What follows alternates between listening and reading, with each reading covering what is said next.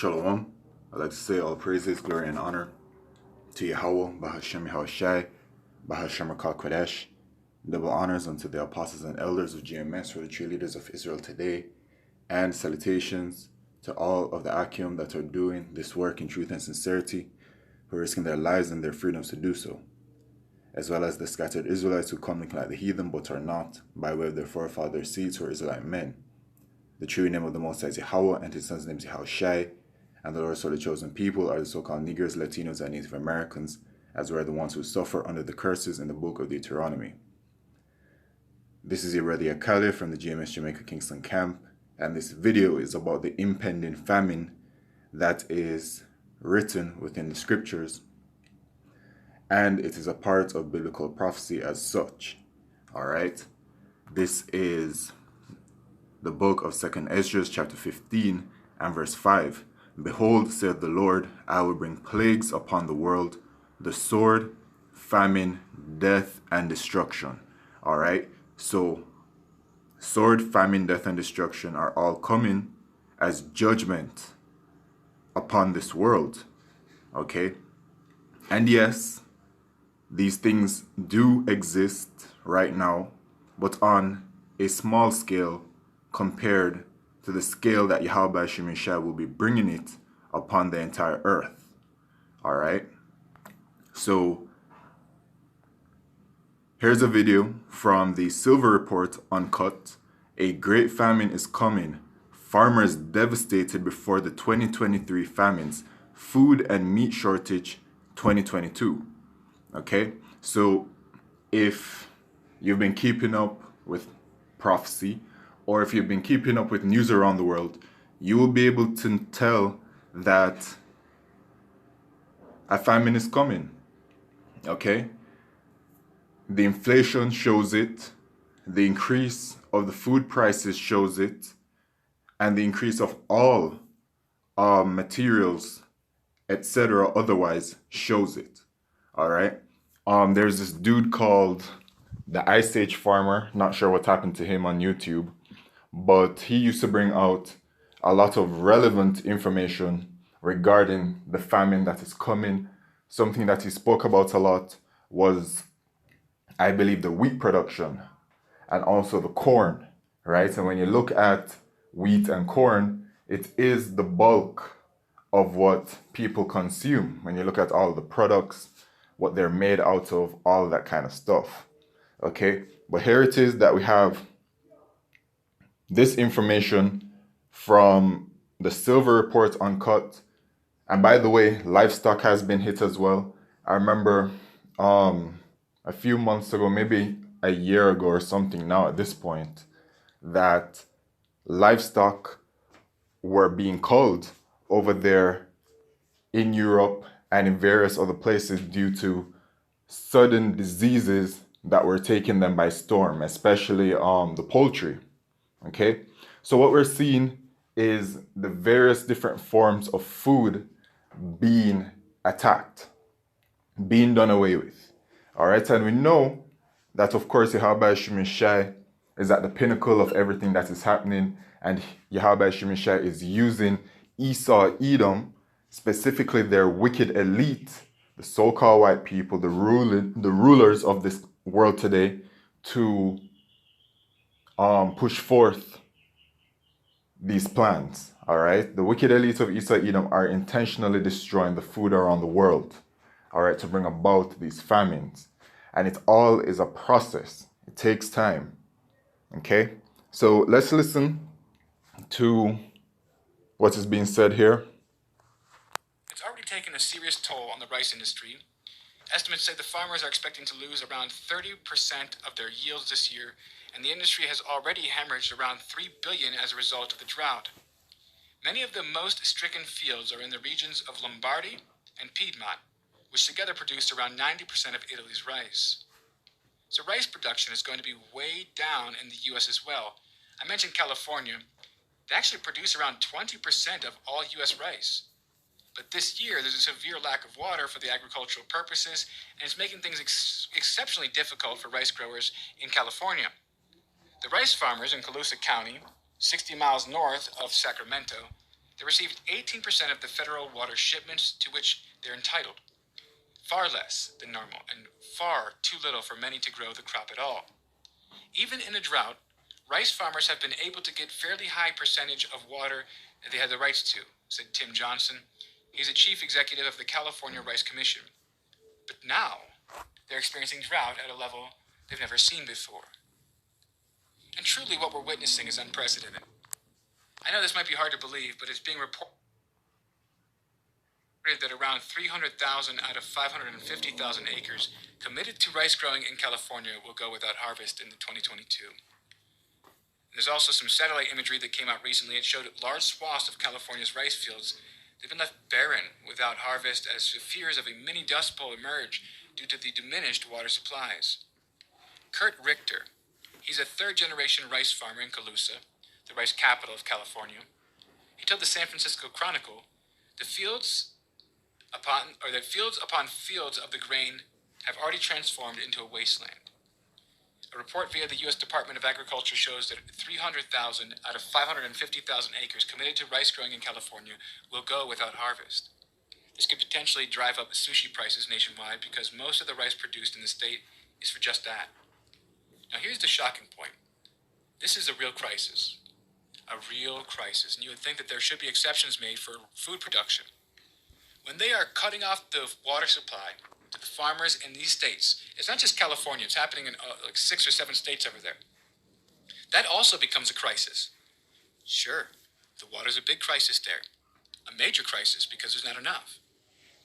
But won't it be a crisis if there's not enough food?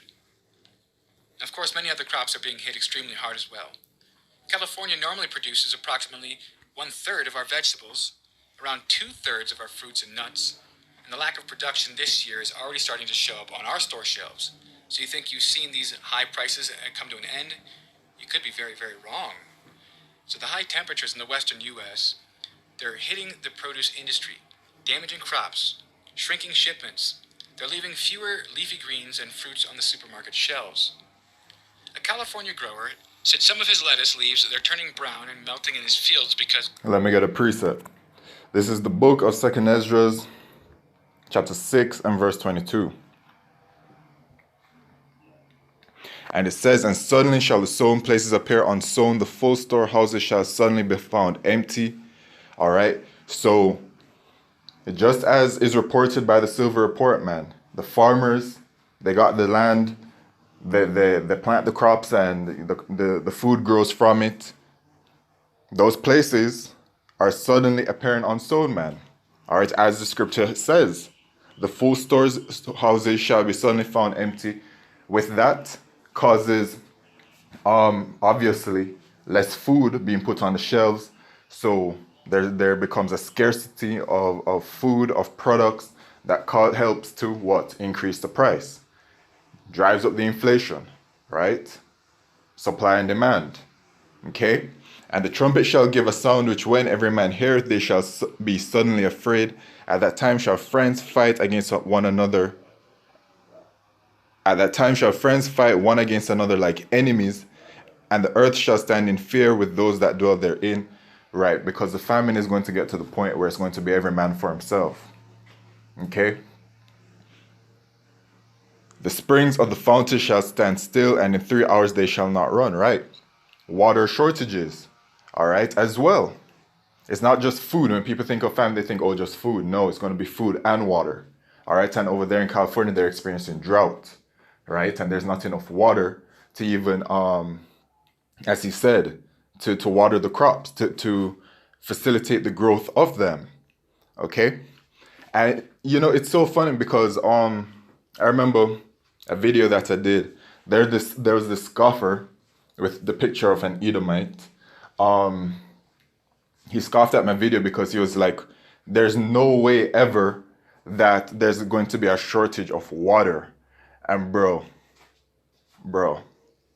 it's happening. All right. There's a shortage of the food and the water. It's coming, man. The famine is coming and it's not going to be pretty. Okay. It's going to cause a lot of chaos in America, in Jamaica, and around the world. Okay. Let's listen to a bit more. because of the crop diseases that are intensified by the high temperatures. In Pennsylvania, a retailer said its stores went a week without having strawberries to sell. A New York distributor, they've substituted honeydew melons for watermelons, which have also become scarce. Supermarkets, they say they're giving less shelf space to produce with weather-induced discolorations, bruises, or burns. Stores are cutting prices on poor quality items to avoid getting stuck with them, and increasingly receiving products from Canada, Florida, New Jersey, and Ohio instead of California. Long, the go-to source for U.S. grocers. This crisis is only going to get worse in the months ahead. Remember, this is a 2023 problem. We haven't even arrived yet. It's funny because there are so many people trying to convince us that there's not a problem, but this looks like it's going to be very, very severe, and it's going to go way beyond money. Now, people should get prepared. One thing... All right. So that's the relevant information. If you want to watch it, you can go to the Silver Report Uncut. You can watch the video. All right. So it's clear to see what's happening, man. The famine is on its way. And that's a good thing. Because you want to see the fulfillment of these biblical prophecies. I mean, I want to see it, of course. You know? But in regards to you Israelites, man, because he's about to go into preparing and all that kind of stuff, you know. But there's no carnal preparation. There's no you planting your own crops and all of that kind of stuff in anticipation for these things that are to come. No, that's not going to beat at all. The only plan that you can have in the days that are coming is faith in Yahweh Shai, point blank, period. Yahweh Shai is the one that will be feeding you in the days of famine, no matter where you are, okay? Literally. But for you wicked Israelites, man, the judgment will come. And as it is written in the book of Ezekiel, that staff of bread is going to be broken. And this is Ezekiel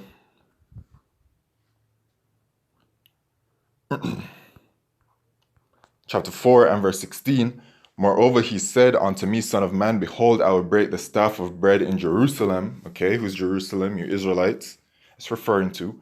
And they shall eat bread by weight and with care, right? Because it's moving towards a point where there's going to be a rationing of food, right? And there's going to be less food. There's going to be a rationing of food. And it's going to get to that ultimate point where in order to get that food, you're going to have to be microchipped. You're going to have to accept the mark of the beast, which is that microchip. And if you don't have it, then you're not going to be able to eat. As it is prophesied that no man might buy or sell. All right? This is the path that everything that's happening, that you're seeing right now, is leading to. Okay? And with care, and they shall drink water by measure and with astonishment. Right? And that is for those of you who don't believe in Yahweh Shai, and then eventually the famine is just going to take you. Okay? And in Lamentations it says what? About perishing from famine. In chapter 4 and verse 9, they that be slain with the sword are better than they that be slain with hunger. So it's a more merciful death to perish by way of the sword than with hunger, for these pine away stricken through for want of the fruits of the field. Okay? And that's it right there, man. All right? So with that, I'd like to say, all praises, glory, and honor to Yahweh Shai, Bashim Kodesh. Wa abad, babal, shalom.